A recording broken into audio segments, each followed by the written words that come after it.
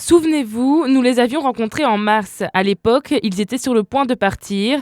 18 pays, 10 000 km, 630 heures de vélo plus tard, ils sont de retour sur le sol stéphanois. Métamorphosés, des souvenirs et des anecdotes plein la tête, les deux aventuriers se sont imposés une cadence quotidienne avec des hauts et des bas. On s'était donné un planning, on devait faire 60 km par jour avec une journée de repos par semaine.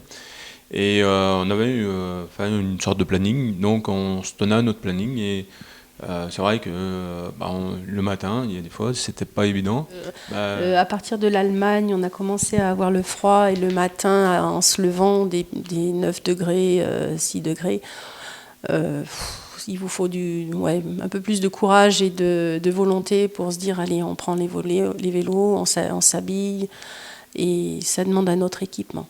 Avec 10 € par jour et par personne, le couple a dormi plus de la moitié du temps sous tente, mais aussi chez l'habitant au gré de leurs rencontres. La barrière de la langue ne les a jamais empêchés de communiquer. D'ailleurs, ils ont rencontré énormément de Français sur leur route, notamment une Stéphanoise. En Albanie, nous avons rencontré le fils d'un monsieur suisse qui vivait là-bas. En Grèce, nous avons rencontré une Stéphanoise et qui était très très étonnée de nous voir arriver en vélo. En Roumanie, en Turquie d'abord, on a été hébergés chez un jeune... Beaucoup de Français ont donc rencontré sur leur route un périple en vélo qui en inspire d'ailleurs d'autres. André a 62 ans et envisage lui aussi de descendre de Roche-la-Molière jusqu'au mont Etna en Sicile.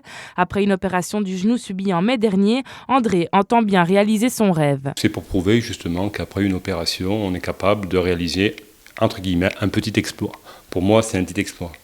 Je veux rester humble dans ce que je veux faire.